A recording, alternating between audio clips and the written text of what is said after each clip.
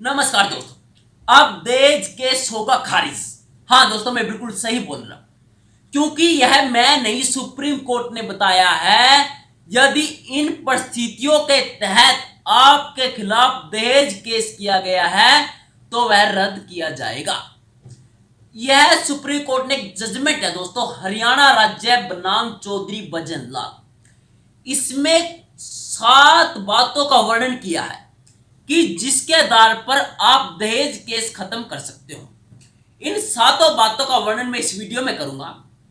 यदि इन 7 टॉपिकों में से कोई एक भी टॉपिक आपके खिलाफ की गई दहेज केस से संबंधित है तो आप इस जजमेंट को आधार बना के उस दहेज केस यानी 498A को क्वैश करवा सकते हो। इसलिए यह वीडियो बहुत इंपॉर्टेंट होने वाली है। स्किप नहीं करना है, लास्ट तक देखना है और लाइक जरूर करना है। यदि नहीं पसंद आए तो डिसलाइक करना है। तो अब बात आते हैं कि वो कौन से पॉइंट है। फर्स्ट पॉइंट इज द स्त्री धन के बिहाफ पे किया गया दहेज केस।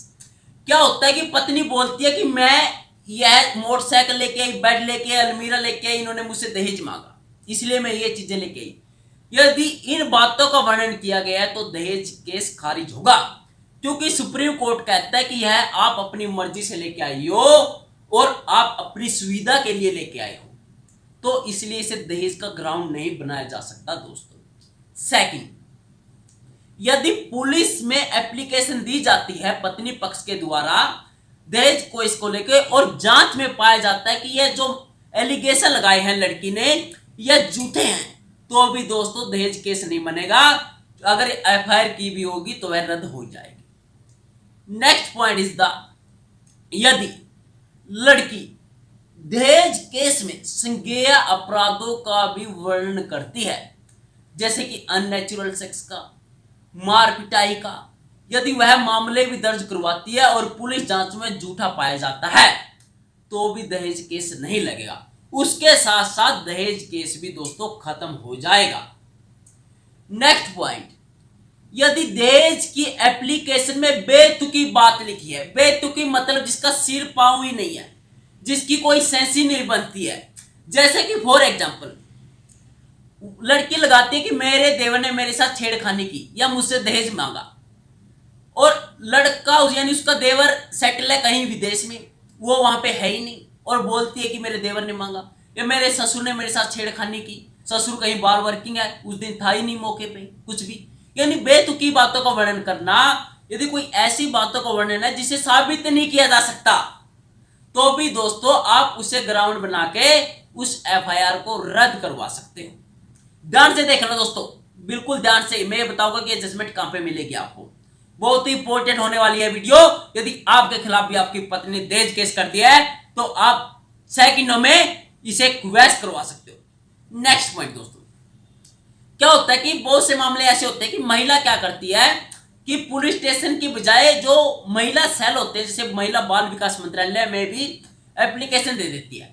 यदि ऐसा करती है और वह मंत्रालय यानी संस्था पाता है कि यह एक झूठी एप्लीकेशन है, इसमें तो कोई रीजनल पॉइंट है ही नहीं है, सिर्फ ओनली जनरल एलिगेशन लगाए हुए हैं जिसका कोई बेस ही नहीं है। यदि वह एप्लीकेशन पर यह लिख देता है कि यह एक झूठी एप्लीकेशन है तो दोस्तों उस वह भी एफआईआर रद्द हो जाएगी, यदि संस्था लिख देती है। नेक्स्ट पॉइंट जो बहुत ही इंपॉर्टेंट पॉइंट है, बहुत ही, बदला लेने के लिए दी गई एप्लीकेशन। बदला मैंने कि कोई हस्बैंड होता है कि अपनी वाइफ के खिलाफ डाइवोर्स पिटीशन दायर कर देता है या क्रूअल्टी का ग्राउंड लेके वह कोई एप्लीकेशन दे देता है और उसके बाद पत्नी 498A का मामला दर्ज करवाती है तो वह मान्य नहीं होगा, यानी काउंटर केस करती है तो मान्य नहीं होगा दोस्तों। तो आप उससे क्वैश करवा सकते हो, वह भी रद्द हो जाएगी एफआईआर। नेक्स्ट पॉइंट दोस्तों जो बहुत इंपॉर्टेंट पॉइंट है, बिल्कुल इंपॉर्टेंट पॉइंट, जिला मजिस्ट्रेट की अनुमति के बिना दहेज से संबंधित मुकदमा दोस्तों दर्ज ही नहीं किया जा सकता। यह दहेज निषेध अधिनियम 1961 की धारा 8 में लिखित है कि यदि पुलिस कार्रवाई करना चाहती है, मुकदमा दर्ज करना चाहती है 498A के तहत, उसे जिला मजिस्ट्रेट की अनुमति लेना बहुत ही जरूरी है, लेकिन लेती ही नहीं है। यदि आपके खिलाफ कोई ऐसा मुकदमा दर्ज किया गया है तो आप इन 7 पॉइंट में से कोई एक भी पॉइंट आपके खिलाफ की गई एफआईआर से संबंधित नहीं है कि यह एक पॉइंट भी बैठता है तो आप उस ब्याह पे आप एफआईआर को क्वैश करवा सकते हो। ये ऐसे पॉइंट थे दोस्तों जो सुप्रीम कोर्ट ने अपनी जजमेंट में बताए हुए हैं।